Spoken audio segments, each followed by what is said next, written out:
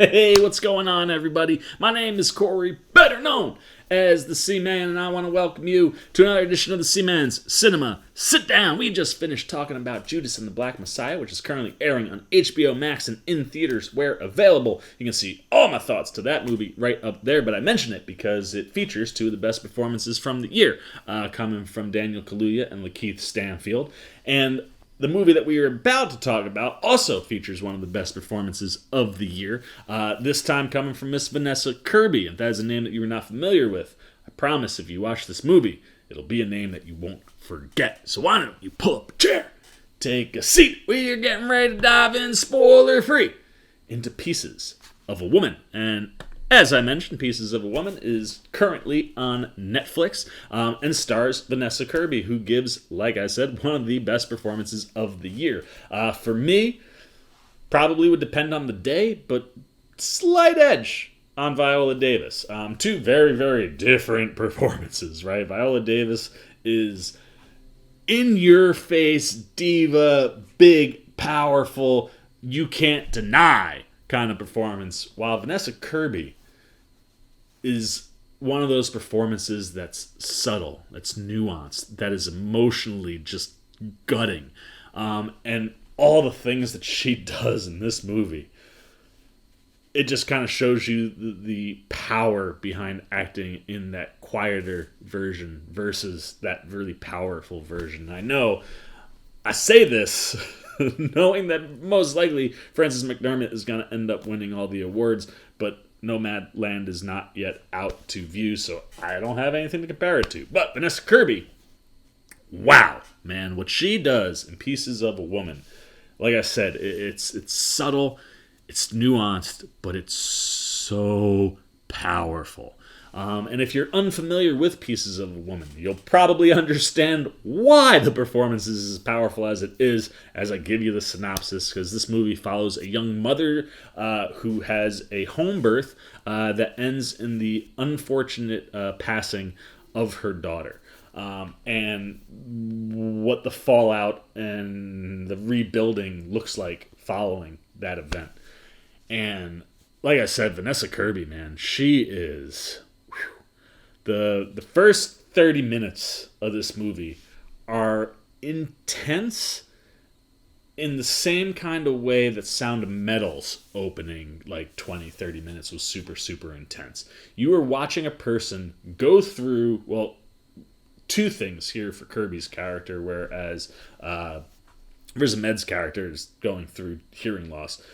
Kirby, you watch her as she goes through birth and then has to cope with her own existence and just everything, that you could possibly... I can't even fathom what it is like to lose a child, let alone a newborn.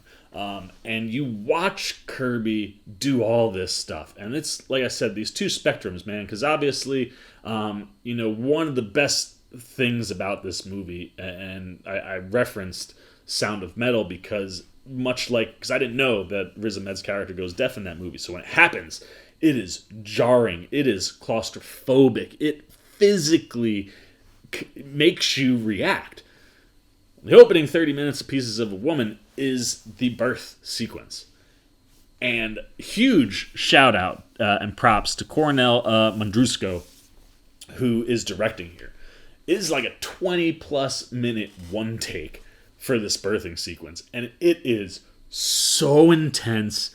You were on, just unnerved, on the edge of your seat, the whole time, because you know what the ultimate outcome is, but you don't know when or how you get there. And watching Kirby physically go through all of that stuff is exhausting, and just mind-boggling.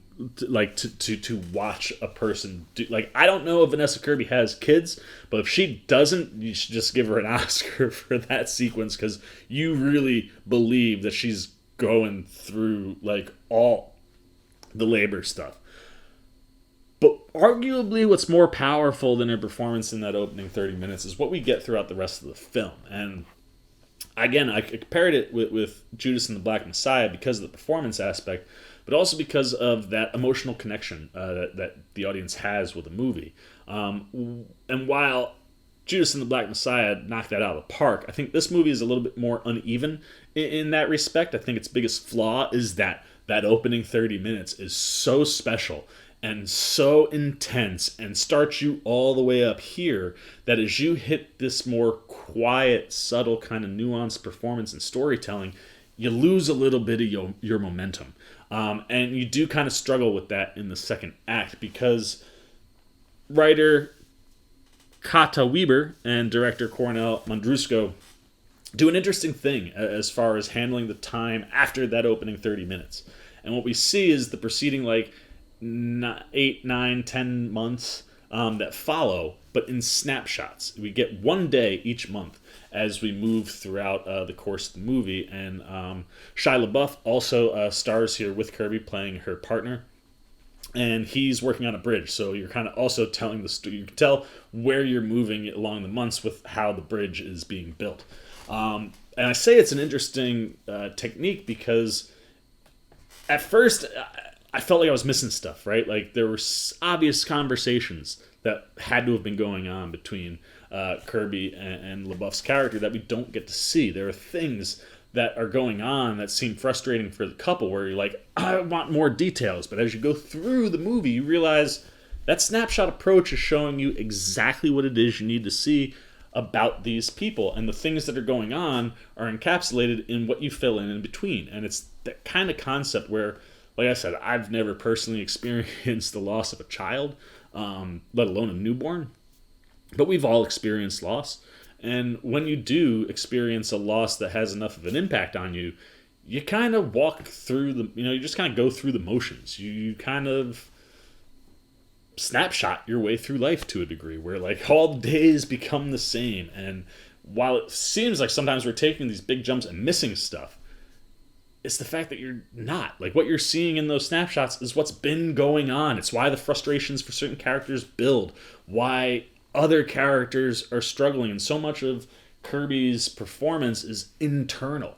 And so much of the struggle of the story is her dealing with it internally. And while you might lose a little bit of that momentum in that second act, the end of the movie is the powerful punctuation mark that you need that kind of lifts it back up to where you started as far as the impact that it has. And the performance is as emotional and as compelling at the end as it is in the beginning, and then it makes the interim in the middle that much better when you see the full scope of what this woman has gone through. And what Kirby does is just mind-blowingly good. Now, like I said, huge props to our director, Cornel Mundrusco. That opening sequence is, whoo! That is a sequence that if you bring up a movie from the past year, that is a sequence where you go, oh man, I remember that. And very much like Sound of Metal, it physically constrained me, man.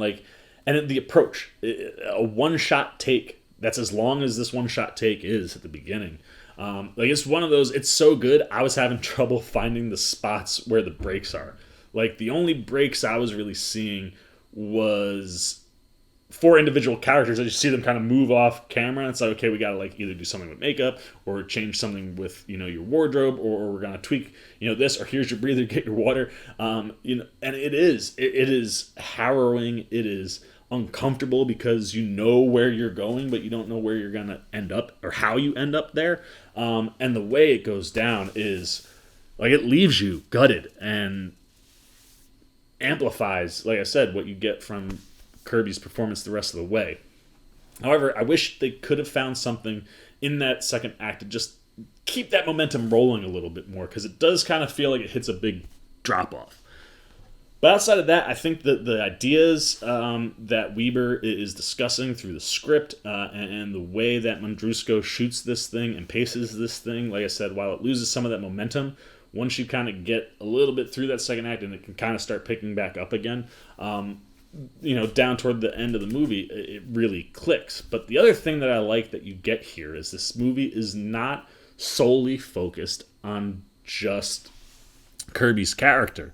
You see the effects that this situation has with all of her relationships. And first and foremost, her relationship with Shia LaBeouf's character, her partner. They're not married, but they've been together clearly a long time, and he works, like I said, building a bridge. So he is, blue collar as they come, and he's kind of he's rocking a beard, not quite as crazy as mine, but he's got a fairly big beard, and it's one of those things where you could tell just right away. Like when you see her and you see him, you're like, we meet the family is not gonna like this guy, and he has a past, with drug and alcohol abuse. He's sober in the movie, so all of those things following the loss of his child are all at play for LaBeouf, and it's stuff that he's really good at honing in on, because it's stuff that, at least some of which, we know he has personally struggled with, and it sucks that he can't seem to stay out of the negative headlines, and I know he's got some, accusations and stuff going on right now, but setting that aside and looking at his performance here, he does do a really good job, and early on you feel for him. And that's one of the other things that I love about this movie, is this movie shifts perspective a lot. And while Kirby's character is your main through all the way, you're seeing the perspective shifts of other characters and how what she's doing or how she's acting is impacting them, and vice versa. And as you kind of shift over to Shia LaBeouf's character a little bit more throughout the movie, you really do start to kind of see how all of this impacts everybody in different ways. And there are definitely moments where you feel for his character, and then there are definitely moments where you're like, I don't care how tough this is for you, that was not okay, or that was a bad decision, and like, this guy is not a great guy. And it kind of creates this really opposite subtract situation with him and Kirby, and when you see them interact with her family, you really get that opposite subtract kind of bit, because family not a big fan of his, and he doesn't really fit in. And the interactions with her mother in particular, and how her mother kind of always tries to like cut him out at the knees. He handles all of those things in ways where you are able to kind of ebb and flow with the character as the movie kind of ebbs and flows. And the on-screen chemistry between him and Kirby is rock solid. You really have that intimate feel at the beginning, and that distance, and how big that distance gets because of the fact that they're so different as people. And all of that stuff I thought was really interesting. And then when you have the rest of the family, you have Ellen Burstyn playing, Vanessa Kirby's mom here. She's fantastic. She, certainly plays into that, like, not liking who your partner is kind of bit with a mother. And, I mean, she's just a class act, but it is great. Eliza Schlesinger plays Kirby's sister. Really small, underutilized, I thought. But when she pops in, she's fine. Her husband is played by Benny Safdie, one of the Safdie brothers, if you know Uncut Gems or Good Times with Robert Pattinson. And he, is the guy who, well, he's, like I said, Kirby's sister's husband, but he also, like, works at a car dealership, so, like, helps them get a car, and obviously that plays into a lot of things on the fallout. And just, like I said, the interactions with the family in general are quite interesting, and the performances are pretty solid. The only other standout, I think, to really call here is Molly Parker, who plays Kirby's cousin, who is a lawyer. And that's the other aspect of this movie that I found very interesting, and it's something that you've seen in the headlines before, and it's this whole conversation about home births. And, when you have, your person who's doing your home birth, how responsible are they for things if they go wrong? So often the obvious thing to say is, well, you do a birth in a hospital in case, in case shit happens, you want to be in the hospital where all of all of the professionals and all of the equipment and tools you need to make sure everything goes well are. And when you have a situation where a home birth goes wrong, there is fallout, and there's legal fallout, and they kind of dive into that through Molly Parker's character, and you get bits of this trial, and what does it really all mean, for the woman who is responsible for doing the home birth, and just the fallout of all of those things from the legal side. You also kind of get a peek into. And like I said, overall, the movie is a little uneven. Like I said, when it started, I was like, this is going to be the best movie of the year because holy cow, man, like how effective is that open? But sometimes when that open is as effective and as powerful as it is here, if you can't keep that momentum up, the movie might stumble a little bit. And that's kind of where Pieces of a Woman struggles, is how do you follow the opening of this movie with anything in that second act? But its rebound and the look and viewpoint that you get by the end of the film at everything that's looking and talking about, I think it really hits home. I think it really, serves as something that can impact, on that emotional side. I mean, the tears certainly roll in this movie. But so much of that has to do with Vanessa Kirby's performance, and the true reason this movie succeeds is because of how unbelievably good she is in the film. Even though at times her performance is super subtle and super quiet, you can tell all the internal conflict and stuff that's going on with her, and that type of execution is just always special to watch for me. So there you go, man. Those are all my thoughts of Pieces of a Woman. This is a movie that may or may not hit for you overall, but so worth the watch because, like I said, one of the best performances of the year. That opening 30 minutes, man, like that is 30 minutes of a movie that I will never forget. Put it that way, man. Like that is a look at birth in a way that felt realer than anything else that I've seen. It's funny, talking and watching WandaVision, she gives birth, and we kind of talked about how sitcoms, like births, are so simple. This really takes a look at, like, you can have a quick, labor, 25, 30 minutes real time in the movie, but, like, it is not how you typically see it, demonstrated, in TV or movies. So there's some really special stuff in here, even if it doesn't always quite hit the mark. So those are all my thoughts on Pieces of a Woman. Definitely worth taking a look over on Netflix. Question is, what do you think? Have you looked at Pieces of a Woman? What did you think of Vanessa Kirby's performance? Where does it rank amongst the performances of the year? Obviously, we know she's already been nominated for the SAGs and Globes. Imagine that'll continue going into the Oscars.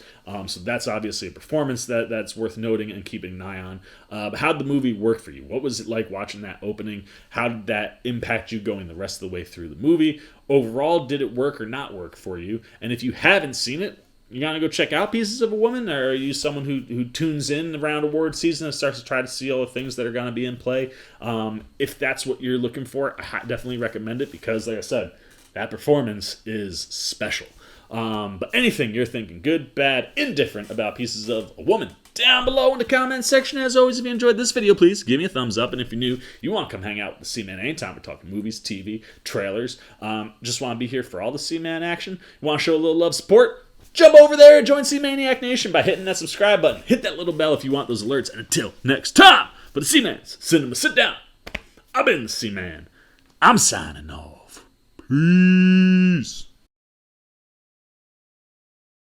Well, as I live and breathe, you still here? Check out a video like this one or this one and hit the subscribe button so you can get alerts and check out everything the C-Man's got at the Cinema Sit Down.